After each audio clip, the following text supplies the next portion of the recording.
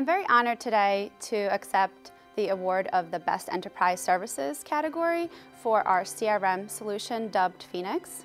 Phoenix is custom developed to meet the specific needs of Purdue, and it enables our sales representatives to engage with doctors.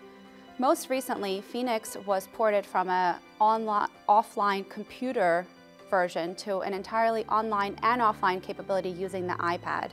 The iPad is redefining the ways that our sales representatives are interacting with doctors. It also enables signature capture for sampling of our products and uses some innate capabilities of the iPad never before seen with Phoenix.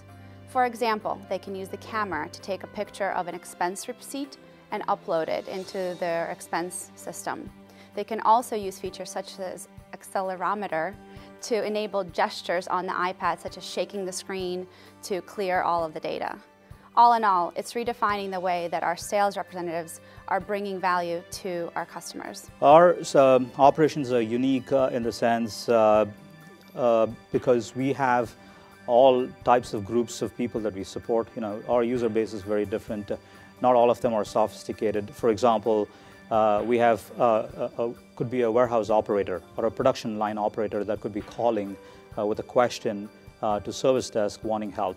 Could be about a computer issue or could be about a password issue. So these guys are not necessarily computer savvy. So it's unique in that sense where we have to really design our operations to cater to that level rather than just the sophisticated users. So it's a little unique in that sense where we have, like I said, we have put together a lot of different programs around how to address the requests of such users, not necessarily the sophisticated users, because if you address at that level, you're addressing automatically the sophisticated users as well. Apart from that, we're doing something called end user enablement, which is sort of an initiative that we kicked off in the last, I would say in the last year or so, where we actually collect feedback from each one of the sites from users such as, like I said, the operators, to figure out exactly what the problems are from each one of the sites and send a team of people to go out there and address problems within like a 2 to 3 weeks window. And if there are issues that can be addressed in those 2 to 3 weeks window, we address them. Other issues, we bring it back and put together a plan in terms of how to get those issues addressed. But again, this is outside of the regular service desk, kind of going over and beyond the regular service desk in terms of addressing the issues, just because we're a little bit unique in the way we're dealing with some of the end users. The end user population is a little different as compared to, I think, some of the other companies.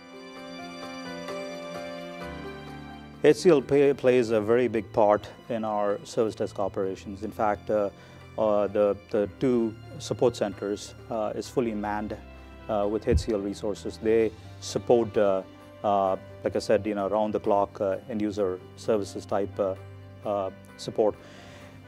They play a big part, and as a matter of fact, they do conduct periodic trainings within their support centers based on the feedback that they get from us, from Dr. Pepper, on how to improve services in certain areas.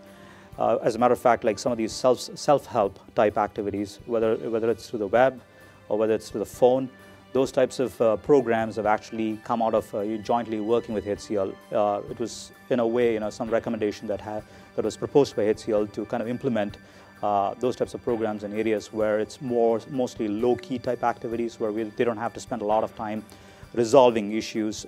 Could be as simple as, like I said, password resets. We can avoid a user calling the service desk asking for a password reset.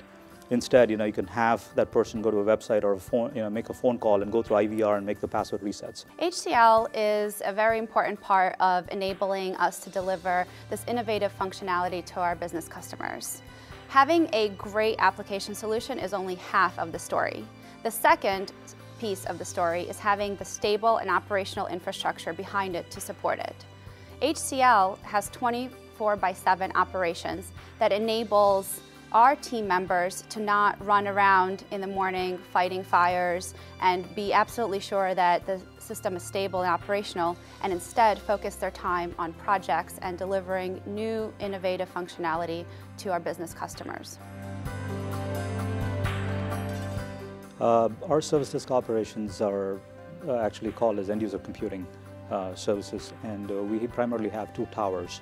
That's how we created it, working jointly with HCL. There's one in Raleigh and there's one offshore in India. So it's kind of following the clock. So at the end of the day, Raleigh transitions to the offshore support center, and they take the calls in terms of supporting any end-user questions and queries. We use an application called Remedy for all the support-related issues. The way it works is there is a group called Incident Management Group. So on issues that are, to answer your question on proactiveness, any issues that are likely to occur based on severity, the Incident Management Group actually takes a call, and they pull all the different resolution groups together and actually addressing the problem. They create a bridge typically and pull all the different groups together, and they go through problem resolution. And it's been working pretty well for us. And again, typically any severity 1, severity 2 issues, which are considered high priority issues, gets addressed that way. Issues below that severity goes through the normal process. In terms of customer feedback and end user feedback, after every issue resolution, there's a survey that gets circulated requesting for customer feedback. So that feedback actually is captured and periodically reviewed in these what we call as QBRs, quarterly board review meetings, to see how we're trending in terms of customer responsiveness or customer support.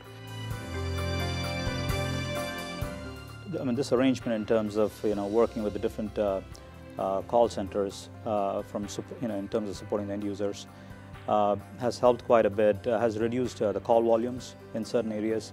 For example, low key activities such as password resets, or even things such as knowing their account IDs, which used to be typical phone calls to service desk. We've actually published through online self-help that users can actually access and get that information, or they can reset their passwords on their own.